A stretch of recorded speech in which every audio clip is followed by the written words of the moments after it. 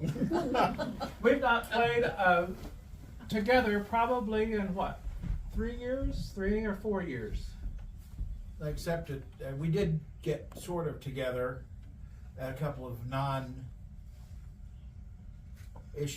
but yes, as far as anything formal, it's been Actually ages. have to play more than 2 tunes. It's been about 3 or 4 years. So thank you for putting up with it in advance. I hope that you all drink to start the meeting because it affects your hearing. You lose it first. So we're doing a bunch of tunes that we like to play. And maybe you'll recognize them, or maybe you won't. And maybe that'll be our fault, or maybe it won't. And with that, this is Cletus Goens, and I'm Michael Davis, and he's going to kick it off on the theater organ. Stop it, Michael.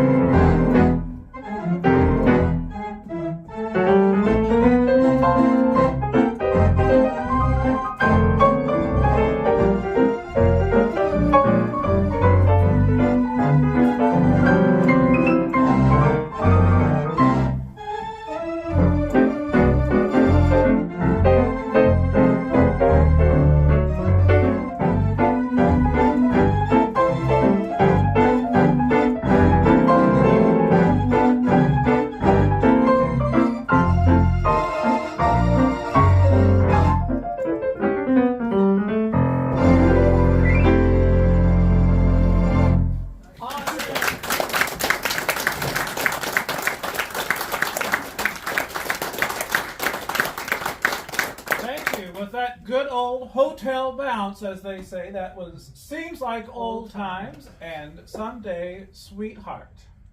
We figured seems like old times because it's nice to see a room full of folks at a theater organ meeting. And so we'd have some fun with the old times, just like it used to be. That's right. So our next little set is in G. If you're keeping track, We're starting in F and we're going up by half step, or whole step, Whole all the way step. through. So it's very friendly. Yes, whole that's So- that B knuckle 7. We thought it would be nicer weather, so when we were playing about New York in June, we thought it would be a little springier weather, but We it's weren't not. expecting snow. So we have snow, and we're going to do a little tune called How About You in G. And then maybe something else. Sometimes we just throw things in because we can't help ourselves.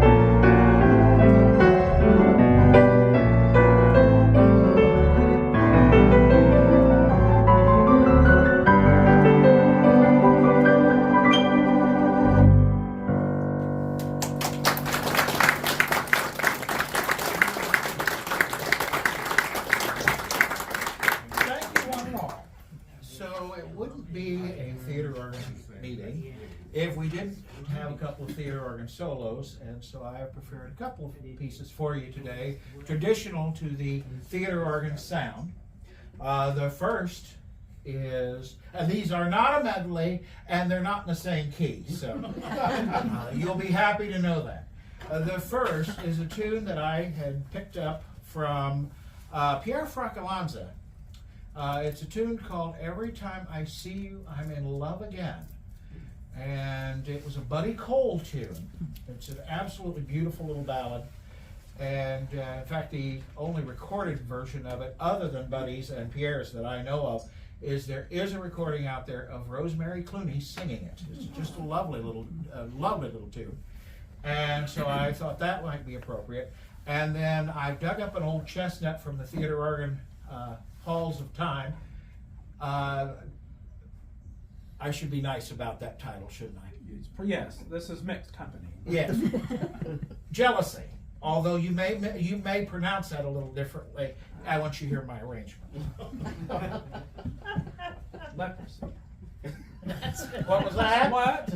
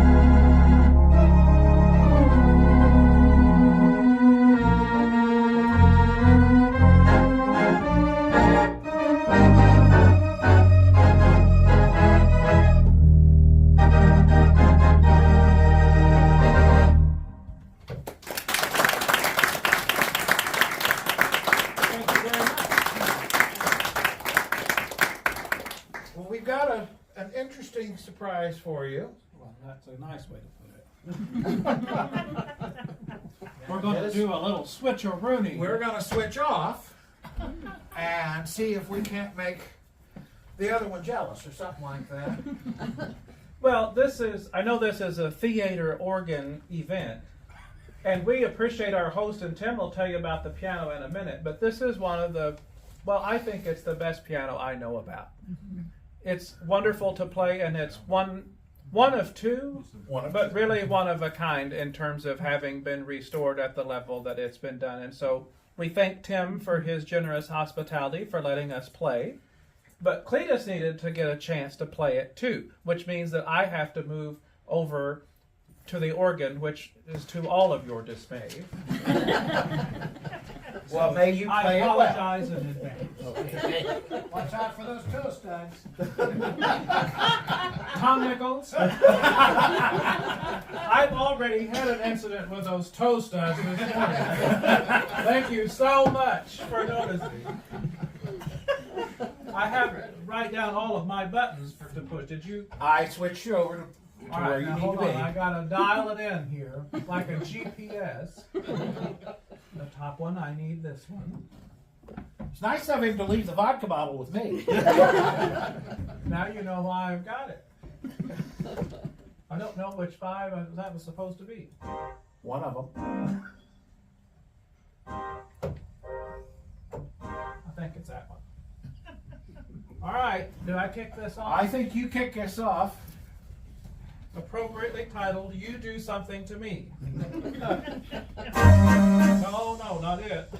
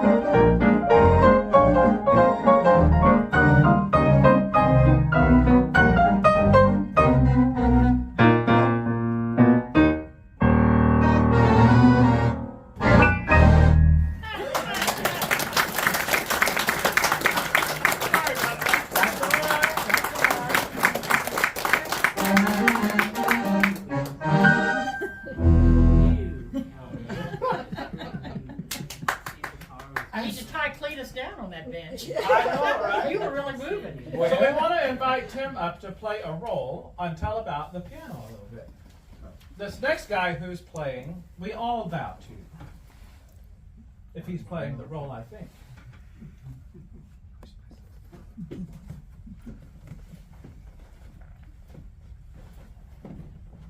Should I play the role or should I explain? I feel like I forgot about that.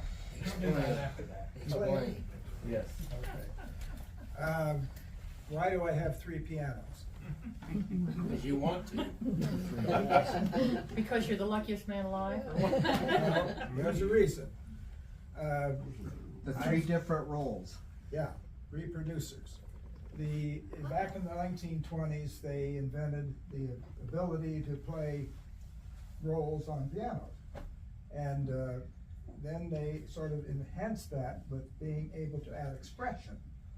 The expression that the artist played, they were able to record that.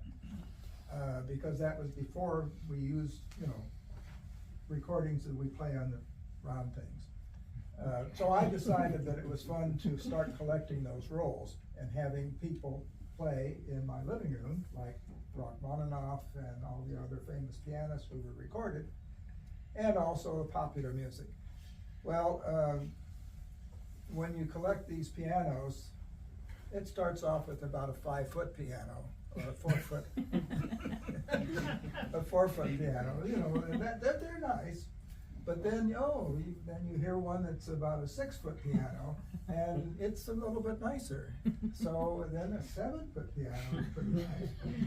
So as you start looking around, you start investigating, and I like Mason and Hamlin pianos, I always have. And of course Steinway is well known, but I think Mason and Hamlin is considered by many to be a better piano than the Steinway. So all this stuff adds up. And I was able to locate of only 2 concert grands were made with Ampico by Mason and Hamlin. And one of them was here in town, owned by Dr. Steichen. You may have known Dr. Steichen. He was a hand surgeon. And I knew him because he collected other automatic musical instruments, as I did. So I knew he had this piano. And unfortunately, Dr. Steichen contracted cancer and passed away. And I was able to acquire the piano from his widow, which is this piano. It didn't look like that because it needed restoration. So I sent it off to New England for about 6 months to a factory that was run by Mason and Hamlin people. And they did a full restoration on the piano. And the fellow who was considered to be one of the best in the country to restore the reproducing systems was working for them. So he had done several pianos for me, but I had him do this piano. So anyway, long story short, I love this piano. It's one It's of a only beautiful sound. it's one of only 2 ever made. The other one is in Stanford. Stanford University. It was donated by its owner, who lives in San Francisco. The man who takes care of my violin machine, which some of you may not have seen, but it's in the other room, and I'll show that to you much later after we get in the social part. Anyway, he was asked to restore or to appraise that piano. And he tells me that it doesn't compare to this one. He said it's a nice piano, but this one has been beautifully restored and that one so-so. So I'm very happy to have it and have to have his assessment of it. This roll is, well, first of all, I have to say that when these pianos became popular, they were recording famous people. And one of the most famous people that they recorded was Rachmaninoff. And the story goes that Rachmaninoff came to this country, of course, from Russia. And it was the First World War that sort of got him over here to avoid the war. And that was about the beginning of this whole movement of recording these artists on these pianos. So they called Rachmaninoff in, Mason and Hamlin people did, and asked him to record a roll. Now they have not recorded what roll he recorded, but after they had gone through, and if he had made any mistakes, they could fix those, they called him back in a few weeks later, and because the idea was that if he liked it and he approved it, they would start making rolls for these pianos. So he could cut these piano rolls. He would make money, but you know, would he like it? So anyway, he came in, they played the roll for him, and he got up and he didn't say a word, and he picked up his coat and his hat and he headed for the door, and their hearts all sank. And he got to the door and he turned around and he said, "Gentlemen, I have just heard myself play." And I tell that to high school kids that come in. They don't get it. There were no recorders. There were no recorders at all. He had never heard himself play. How could he? He went on to make a lot of rolls for the Ampico company. And this is probably the most famous one.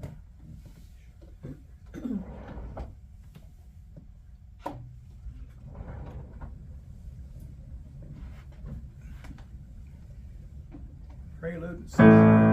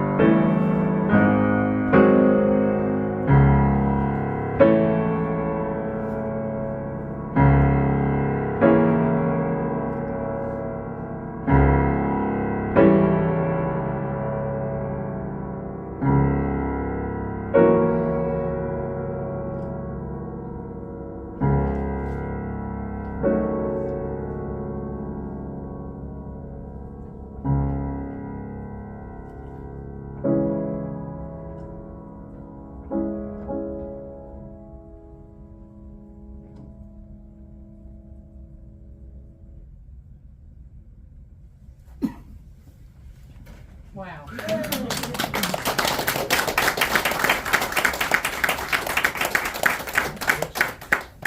Yeah, it kind of gives you goosebumps. But that's why I enjoy these pianos, because they do bring back a lot of melodies that an artist that we don't hear. And of course, a lot of popular music. These are very popular in the 1920s. So it's just fun to have. And the other two pianos play this is Ampico, and the other one's it's not turning off anymore. The other ones play Duart, and Welty Mignon is in the den, the Baldwin. All the piano companies adopted one of the three systems, basically. And so I just wanted to have a piano of good nature for each of the three systems, because I collect the rolls. So it's kind of fun to have. You can't play a Duart roll in this piano, for instance. And What's the length of that piano? You were mentioning lengths. Is that a 9-footer? Yes, 9 foot. Yeah. Yeah, So they measure from the keyboard. yeah. To the front, end. To the end, yeah, 9 Okay. feet. Yeah. And as I say, they only made two. So if you ever get to Stanford University, you can look up theirs. So that's the maximum size of what they make grand Yeah. pianos, 9 foot. Well, no, actually, there is a company that makes 12-foot pianos. Whoa. Yeah, so, but 9 foot is the standard concert grand size. Okay. So, Hey Tim, did the different reproducing companies' systems have different strengths and weaknesses among them? Or were they all pretty uniform? they were all pretty uniform. The problem was that they had different artists. So if you wanted to have Rachmaninoff, you had to have this system. If you wanted to have, for instance, the one in the den is the Welty Mignon system. And Mr. Welte, or W-E-L-T-E, was the guy who kind of invented the whole system. And he went around in Europe and he recorded artists and composers. So I have rolls that are played by Debussy and some other of the famous pianists who were playing in those days that Mr. Welty recorded. And that's only on the Welty piano that you can hear those. So it's just what what you're into. But this is the best piano that I've ever owned, and I'm very happy to have it. And the only thing that they couldn't do was to put an ivory keyboard on it because of the restrictions on ivory. If that restriction is ever lifted, it will get a ivory keyboard. But they're putting on what Mason and Hamlin and Steinway use. So, and it's an okay, It's lovely. All right, so that's my story. All right, so More back music. to it. I suppose we are break. Okay. Not gonna go. No, well. He's dead anyway. Oh, yes, okay. To the. He wouldn't mind. I remember going into Wilkings one time and hearing Polonaise playing on the Steinway in there, and it was a roll. I couldn't believe it. That was amazing. Well, now they do it electronically. Well, this was back before that. This was probably in the '60s then.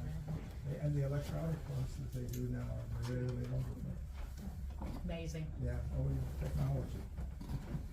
So we're going to step back in. I've got another simple little organ solo for you to sort of celebrate this time of year. A little tune called "It's a Great Day for the Irish."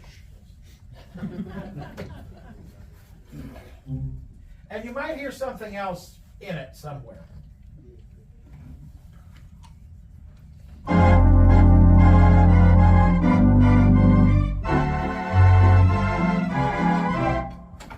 Whoops. Forgot to hit the button for you.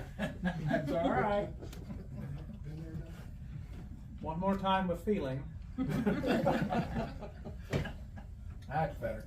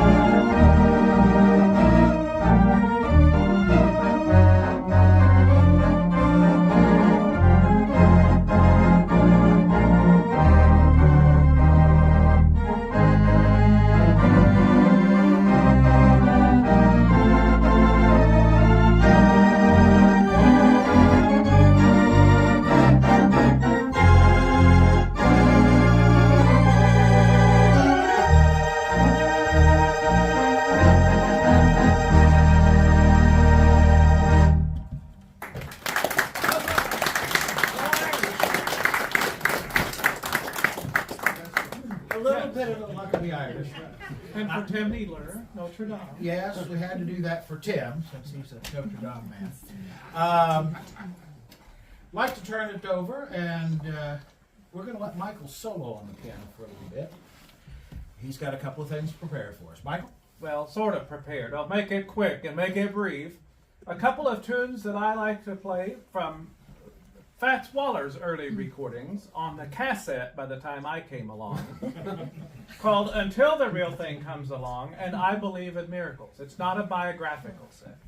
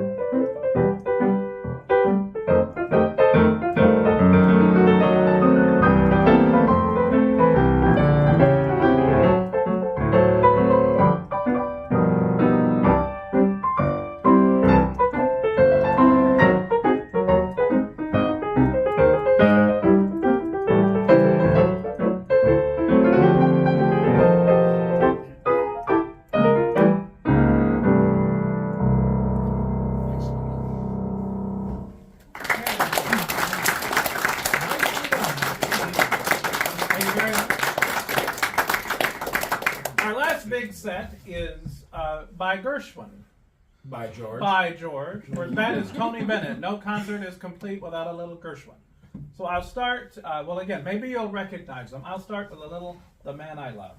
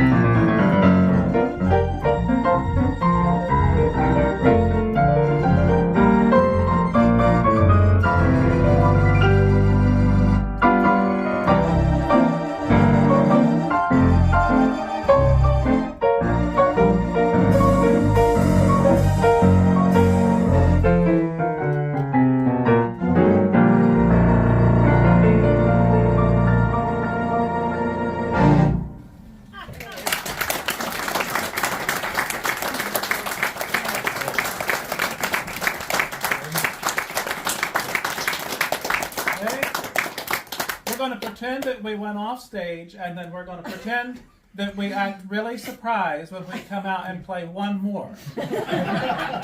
So this is our final tune, called Just One of Those Things. But we want to thank you all for letting us entertain you today. It's entertained us too. Oh, has it And ever? so we appreciate the opportunity to get to play together again, and again with thanks to the chapter and with thanks to Tim for hosting us. It's always a real treat to be here. So with that, Just One of Those Flings.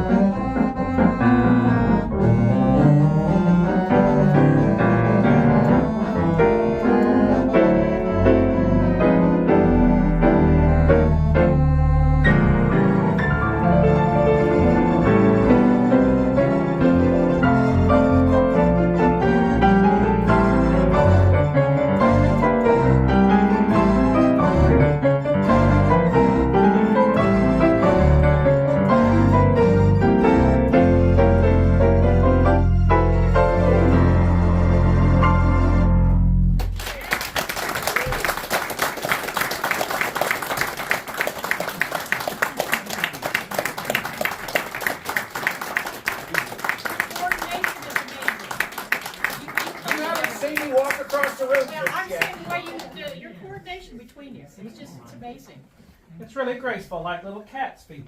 Thank you very It's much. not graceful, it's just good. It's not